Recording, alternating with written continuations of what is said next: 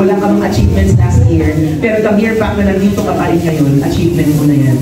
Kasi the mere fact na ikaw ay nagsabi na ayaw mo na, pagod ka na, tigil na, pero nandito ka pa rin na nagpapatuloy sa laban ng buhay, mabuhay. Kasi po, may mga kasama ka sa buhay na hindi na po nabuhay. Pero ikaw, humihinga ka pa rin, binigyan ka ng pagkakataon, sabi ng Diyos, may purpose ka. Kasi kapag patay ka na, ng purpose, tapos na, natapos na ang paghihirap mo. Naintindihan mo? So hanggang binigyan ka ng pagkakataon, you stand still, magpatuloy, lumaban sa buhay. Yung mga kabataan ngayon, konting mga sakit lang, tumitigil na agad kayo humihinto. You have to learn from those generations from the past. Wala kaming kuryente before, gasera lang. Naintindihan niyo po ito? Di ba? Dati napakahirap ng buhay, hindi katulad ngayon, everything is an instant. Dati po pipila kami sa library, may library card, ngayon po Google na lang kayo, kaya copy, paste, and submit, kulang ng comprehension. Wala po sa pag-discriminate ng mga gumagraduate kayo na, pero ang nanay ko po ay grade 3. Pero ang nanay ko po ay napakagaling sa English. Grade 3 yun, hindi yun nakagraduate ng elementary. Pero hindi mo siya mabubudol when it comes to pagpipilang ng lalo na sa pera. Yung nanay ko, yes. Ang galing niya sa finger math. Di ko siya nakapilang. Finger math. May magkakaroon siya. Ayan. Yun ma'am. Oo. Yun dati daw ang turo noong unang panahon. Nanay ko 68 na ngayon. Pero ang galing niya siya ang pinakamabilis na mag-pronounce ng furniture. If you are in IT, you are in. Natutunan kayo sa if you are in IT, you are in. And siya pa rin para sa akin ang pinaka-the best na mag-define ng verb and sentence. Sabi niya sa sentence, sentence is a word or a group of words that expresses a complete thought and ideas. Natutunan ko sa kanya yan kasi tinuruan lang niya ako na magsulat when I was 6 years old. And since then, ako na ang nag-aano ng sarili ko. Kunti na lang, tinuruan lang ako magsulat. And ako na tuloy-tuloy sa nanay ko. Pero bilib na bilib ako sa nanay ko kasi hindi ko siya mabubudol when it comes sa pagbibilang ng pera. Alam na niya kahit nakapikit. Yung mga nanay ko, hindi mo mabubudol sa pera yan. Alam nila ang laman ng wallet nila. Pag nawala dyan, 5 dulin. Alam nila yan. Naiintindihan ko. No, pangalawa, huwag nyo daw hintayin maging magaan ang buhay nyo bago kayo mag-decide na bumiti. Hindi po ganun kadali ang buhay. Kaya nga po, keep smiling. Kasi hindi naman talaga ganun kadali mabuhay. Mahirap mabuhay. Nung tayo ay bata, kayo mga kids makaka-relate, kumanta ka lang ng Ako Ay May Lobo, makakuha ka lang na mataas sa score, very good ka na. Pero ngayon ang nagpapakilig na lang sa amin ang mga bayarin ng Meralco, Maynila. Darating din kayo sa pagkakataon na kayo din ay magiging kami. Naintindihan niyo po, pero gusto lang namin sabihin sa inyo, you have to enjoy your childhood, you have to have fun while learning. Kasi kapag masyadong sineryoso nyo yan, baka hindi kayo aabot sa finish line. Naintindihan po, kaya dapat ini-enjoy nyo yan. Nagets po? Ayan. Sa mga magulang naman, meron po isang lumapit sa akin kasi yung anak niya na adik sa K-drama, nanghingi po sa akin ng advice, ano daw ang gagawin niya. Ang sabi ko, huwag niyo po agad pagalitan na yung bunganga-bunganga niyo, stop niyo muna. Alamin niyo muna kung bakit nahuhumaling ang inyong anak sa K-drama. Nagkaroon ng plot twist ang kwento na to. Kanila ko bakit? Diba ang anak, ang adik sa K-drama? After po niya malaman kung bakit yung anak niya naging adik, ang nanay na ang naging adik sa K-drama. Kasi daw, hindi daw kagaya ng ang probinsyano na inaabot ng 7 taon. Ang K-drama daw ay 10 episodes lang. Kaya ang ending, ang anak na ang namroblema sa nanay. Kaya ngayon, mas naintindihan nila ang isa't isa. Ngayon, di ba dati ang nanay ang namroblema sa anak na adik sa K-drama? Ngayon, ang anak naman ang namroblema sa nanay na naging adik sa K-drama. Ngayon, naiintindihan nila ang isa't isa. Ano ang moral lesson? Kailangan maintindihan natin kung saan nanggagaling ang tao o mga anak at miyembro ng pamilya natin bago tayo ngawa ng ngawa. Naiintindihan mo? Kasi kung puro ngawa, without understanding, hindi natin masusolusyonan ang problema. Nag-gets po? Lalo na po na ang inimirasyon ng unang panahon ay magkaiba na sa panahon ngayon. Aminin ang mga magulang na mas magaling pa ang mga anak ninyo when it comes to gadget kesa sa inyo. In fact, pwede kayong budulin ng mga anak ninyo sa mga panghawak ng gadgets kesa sa inyo. Ngayon, nahihirapan ang mga pensioner ng mga lola sa SSS kasi online na. Wala lang kayong Gmail account. Meron yan po, Di nyo naman alam ang email. Kasi nasanay kayo nung unang panahon na mano-mano lang. Tama? Dati mo, ang pagtatay para po makapag-submit kayo ng inyong mga requirements sa school ay through typewriter. Wala na yan. Computerized na po lahat ngayon. Dati nagsisteno pa, wala na po ngayon. Ang nagsisteno na lang po ngayon ay sa korte kasi kailangan mabilis ka po para masabayan. May mga pagkakataon po dati na ang nauso ay Betamax, wala na po yan. Naging VHS, wala na rin. Naging DVD, wala na rin. Ay, nag-iba na ang panahon. Nag-gets mo ito? Ayan. Dati mo, ang pinakasikat, PTLT at RCTI, telegrama. Ingat na ingat ka pa para bawasan ang mga letra. Kasi mahal at ibabayan pag napakahaba na rin susulat. Kasi kapag sa post office ko ay aabutin ng isang buwan, nag-iingalo pa lang ang iyong kapatid. Pagdating ng sulat, patay na. Tama po ba? Nawala ang PTLT at RCTI nang dahil sa cellphone. Tama?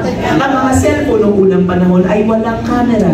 Nasanay tayo ng call and text lang. Di ba? Mas easier ang buhay kasi text mo lang at tatawagan, okay na. Ngayon, noong unang panahon, Kodak ang popular, 12 shots ang pinaka-minimum. Ingat na ingat po tayo, nagamitin po ito kasi kapag na-expose, hindi na magagamit. Kailangan sa graduation, alam mo na ang 12 na posing na gagawin. Kasi hanggang 12 shots lang. Ngayon sa cellphone mo, unlimited. Pare-pareho lang yung itsura mo. 10 shots ang nakalagay dyan sa cellphone mo. Truly, nagbago na ang mundo. Kahit sa mga inumin, ngayon, milk tea ang mga kabataan. 30 years old pa lang, may hypertension na. Kami, noong unang panahon, nasanay sa manigamgam na tubig pagkagising. Kaya inaabot, kaya ko, magpo-48 na. Wala pang maintenance. Di ba mo? Ibig sabihin, mga kabataan may hypertension, 30 pa lang. May diabetes, hindi dahil sa tinana, kundi dahil sa lifestyle, 29 pa lang. Kabataan ng kabataan ngayon ang nagkakaroon ng sakit ng dahil sa lifestyle. Tanong niya ako bakit? Kasi sedentary. Anong sedentary? Pag naglaro sa cellphone, nakaupo lang maghapon. Hindi katulad ng mga laro natin dati, tumbang preso, yung mga gano'n-gano'n, yung Chinese garter, at marami pang iba kung saan ay inuula tayo sa socialization at marami pang iba. Kayo po ay ninaligaw sa memory lane kasi napakaganda ng kahit mga kanta. Yung mga kanta ni Imelda Papi na simulan sa mahal kita, nalalaman mo, walang-wala sa loob ko, naiingatan mo, ang akala ko'y hanggang wakas, bakit ika'y nagbago, wala kayo lamang pala, iniwanan na lang ako. Grabe mga hugot natin ni Imelda Papi. Di po? Meron din ngayon yan. Di ba araw-araw na tayo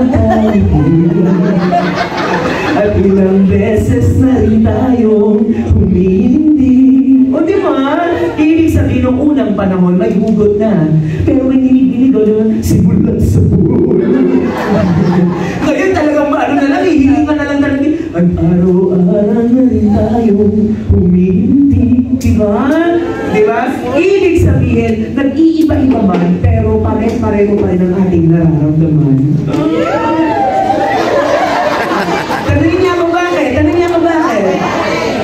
Masakit ang umibig, pero mas masakit ang hindi ka natutong umibig.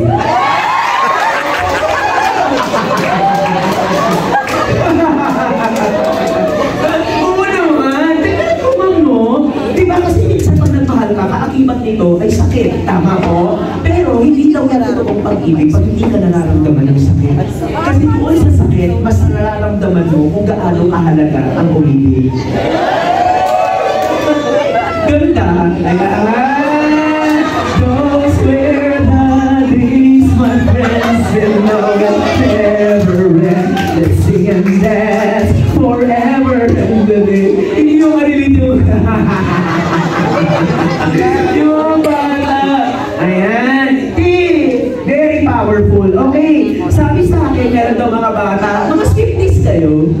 Yay! Ayan, yung mga matatanda naman yung kalilate. Alam niyo ba si Tito I want to tell you the story of Taylor Swift. Hindi siya popular before. In fact, lagi siyang rejected sa mga Grammy nominations, sa paggawa ng kanta, at kahit sa mga kanta niya. And do you know the story of Kanye West? Nagkaroon sila ng problem ni Kanye West, ha? Pero mas kinilingan ng mga press si Kanye West nung nagkaroon sila ng feud. And nagkaroon ng Twitter party na it's all over sa career ni Taylor Swift. Wala, hindi siya na-reject siya sa Grammy, hindi siya na-nominate. Pero sabi niya, hindi ako titigil. Kesa i-blame ko yung nagsulat ng kanta ko, why not report for work and make new songs? And in the same, at 2018, siya ang pinakamadaming na-receive ng Grammy nominations and awards. Anong ibig sabihin? Truly, marireject ka sa buhay. Pero, kapag na-reject ka, hindi nangangahulugan na failure ka na. Anong ibig sabihin nito? Ibig sabihin lang nito, pag may mga nagsasarang pintuan, pwede naman tayo tumingin sa pintana kasi merong horizon na nakikita. Diba? Aminin nyo, yung ating mga katandaan, ating mga lola, pag hindi pinapayagan dati kasi may makakitang ligaw, ibig na dumaan sa pintuan, sa pintana, dumadaan, tama po. Kaya ganun yung higher po yan, di ba? So, ibig sabihin, kahit gaano ka katalented, may rejection ka. Tanong niya ko bakit? Si DJ Monterde, na asawa ni Casey. Kala niyo, di ako prepared, ha? Alam ko to, from matatanda ng bata. Sabi kasi may mga kids daw, excited na ako sa mga bata para mas maganda yung module natin. Si DJ Monterde, di ba, yung tayo dati, yung dating tayo, yung pinakauna niyang hit, pero hindi siya doon nakilala. Si Casey, yan, siya ang bumida. Nung kinasal sila, ang tanging share lang ni DJ Monterde ay gamit ni Casey at niya. Nung sila ay kinasal, everything was Casey's. Kahit yung kanilang bahay, kay Casey lahat ng meron. Hiyang-hiya bilang lalaki, kasi kayo dapat ang provider, kasi halili na po kayo ng tahanan. Tama po ba? Hiyang-hiya si TJ. To the point na sinabi na niya kay Casey, natitigilan na niya ang paggawa ng kanta at pagkanta mismo. Kasi na-overshadow siya ni Casey. At bilang lalaki, kapag babae ang nag-aakyat ng pera, malaking kabawasan ng pagkalalaki yun. Naintindihan po? Kasi mahilig tayo sa machismo image. Naintindihan niyo kung saan ako patungo? Pero alam mo kung bakit ang ganda ng storya? Tanong niya ko bakit? Hindi pinaramdam ni Casey kay DJ that he is less of a man. Kahit hindi siya nag-aakyat ng pera sa relationship niyo. Ang sabi ni Casey, darating din yung para sa'yo. Nag-decide na si DJ na mag-business na lang ng coffee shop. Ang sabi ni Casey, no, continue on writing songs kasi balang araw, may mga opportunities din na lalapit sa'yo. At yung kantang palagi, yan ang sinulat niya para kay Casey. Hindi man araw-araw na nakangiti at may mga oras din sila na hindi na sila okay sa isa't isa. Pero nakahanap pa rin sila ng palagi sa isa't isa. Kaya piliin mo yung mga taong pinipili ka kahit sa mga panahon hindi ka lang kapili. Yan ang storya ni PJ at ni Casey. Hindi sa mga kabataan na namroblema ka pa lang sa relasyon, iiwanan mo na. Hindi po yan na parang kanin na kapag nagsawa ka na ay iluluwa mo at isusubo kapag ikaw ay natisod ulit. Tandaan, love is not just a feeling. It is a decision that you have to make. Naintindihan po? Kaya matuto po tayo sa storya ni Miko Montefalco. Naintindihan po? Miko Montefalco. Si Miko Montefalco, ano po ang nangyari? Wala nang ang ambag yung asawa niya, walang trabaho at pangit pa, nangaliwa pa. Sa panahon ngayon, hindi na pusukatan ang itsura sa pangangaliwa, kundi ang kapal ng mukha. Wala ka na ng trabaho, palamunin ka pa, wala ka ng itsura, mukha kang lison. Tapos, nanguha mo pang mga liwa. Hindi ko siya binubuya. Ang sinasabi ko lang, exactly! Nag-gets niyo po? Kawawa naman yung Miko Montefalco. Siya na nga yung nagbigat. Wala na nga siyang bow. Bow na nga lang hindi sa kanya yung bow, yung message mo sa kasal pag kinasal. Yung ring, nanggaling kay Miko. Lahat kay Miko. Tapos siya pa yung nanguhang mga liwa ng mas bata. Naintindihan ko? ito sa mga kabataan na kailangan sa pagpipili.